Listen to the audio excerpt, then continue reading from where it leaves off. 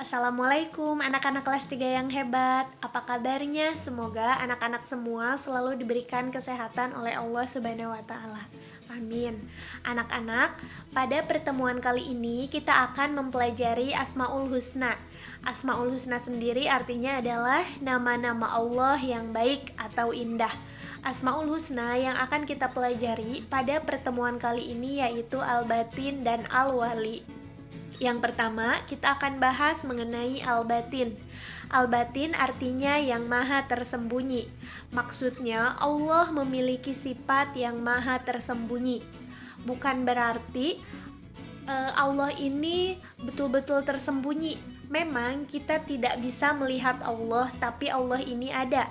Maksud dari yang maha tersembunyi ini adalah karena kemahabesaran Allah, karena kekuasaan Allah, sehingga Allah mengetahui segala sesuatu yang tersembunyi di muka bumi ini.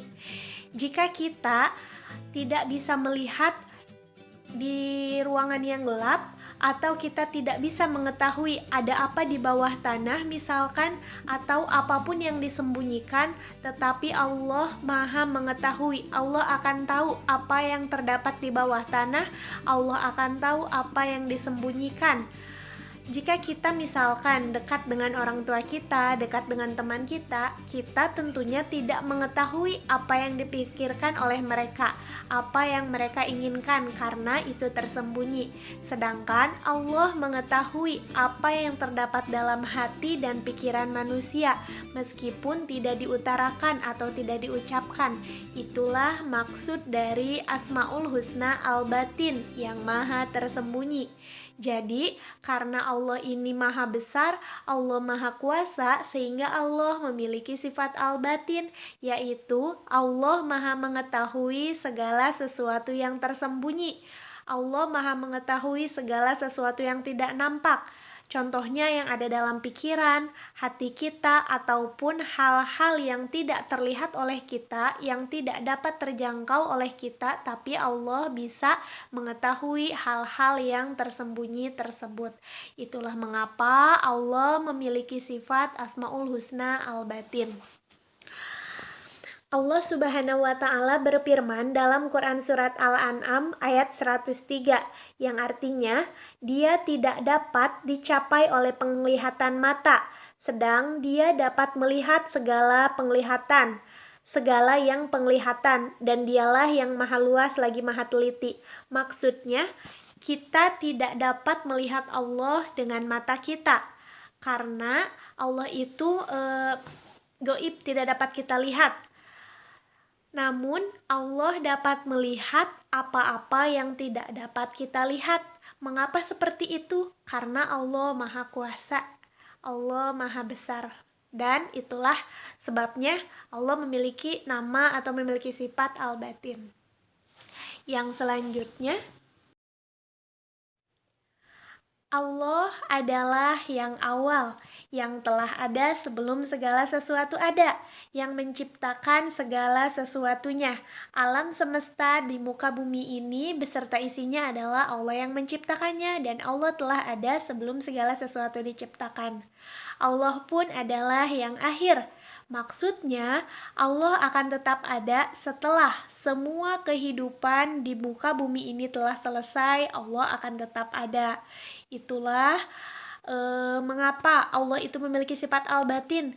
Kita tidak mengetahui kapan kita akan meninggal. Kita tidak mengetahui kapan kita misalkan akan mengalami sesuatu kejadian, sedangkan Allah maha mengetahui apa-apa yang tersembunyi yang tidak dapat diketahui oleh makhluknya. Lalu, bagaimana kita sebagai makhluk Allah mengamalkan Asmaul Husna Al-Batin dalam kehidupan sehari-hari? Caranya adalah dengan selalu menjaga perilaku, sikap, perkataan, dan perbuatan kita. Karena apapun yang disembunyikan oleh kita, apapun yang kejelekan-kejelekan yang kita sembunyikan, atau perilaku-perilaku yang tidak Allah suka, yang kita sembunyikan, Allah akan tetap tahu. Dimanapun kita menyembunyikannya, atau bagaimanapun kita memikirkan hal tersebut, dan hal itu misalkan adalah hal yang tidak Allah suka, Allah akan tetap tahu. Oleh karena itu, cara kita mengamalkan Asmaul Husna Al-Batin dalam kehidupan sehari-hari adalah senantiasa merasa diri ini diawasi oleh Allah. Sehingga jika kita selalu merasa diawasi oleh Allah, kita akan lebih hati-hati dalam bersikap, berbuat, berperilaku. Karena Allah Maha mengetahui apapun yang kita sembunyikan. Anak-anak, yang kedua kita akan membahas mengenai Asmaul Husna Al-Wali. Al-Wali artinya yang maha melindungi. Maksud dari maha melindungi di sini ialah Allah akan selalu melindungi hambanya dari hal-hal yang membuat kita merasa tidak nyaman. Allah akan selalu melindungi. Lalu, bagaimana jika kita ingin selalu dilindungi oleh Allah? Caranya adalah dengan kita memperbaiki hubungan kita dengan Allah. Dengan cara apa? Dengan cara beribadah kepada Allah, melakukan hal-hal yang Allah suka dan meninggalkan hal-hal yang tidak Allah sukai.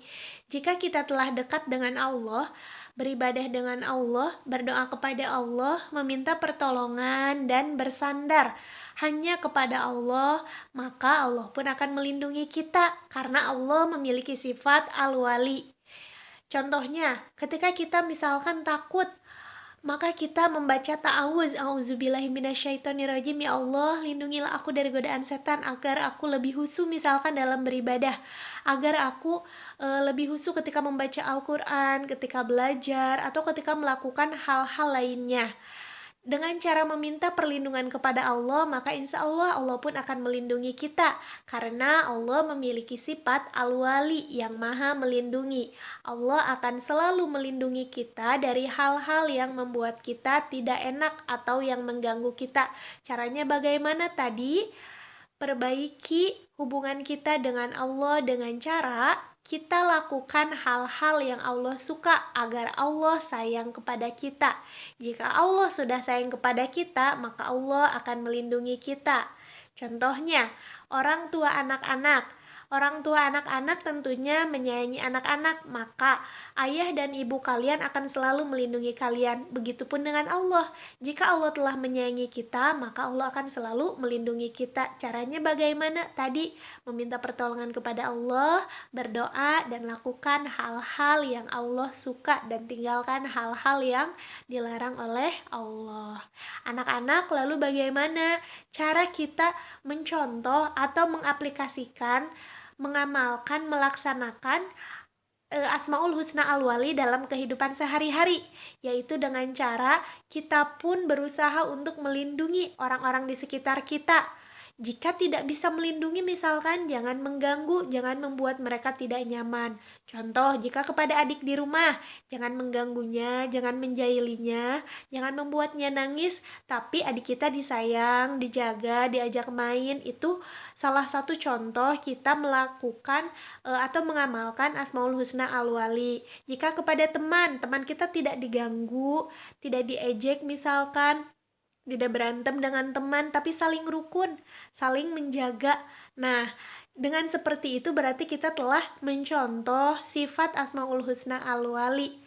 Karena Allah pun tidak sukakan mengganggu kita, Allah tidak pernah menyakiti kita, maka kita pun sebagai hambanya, sebagai makhluk Allah harus saling menjaga dengan sesama makhluk Allah.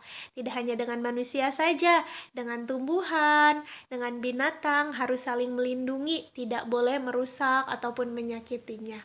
Seperti itu adalah salah satu contoh-contoh cara mengamalkan Asmaul Husna Al-Wali. Anak-anak, sekian yang dapat disampaikan. Semoga menjadi ilmu yang bermanfaat. Apabila ada yang tidak dimengerti, silahkan ditanyakan ya. Sampai jumpa pada pertemuan selanjutnya. Wassalamualaikum warahmatullahi wabarakatuh.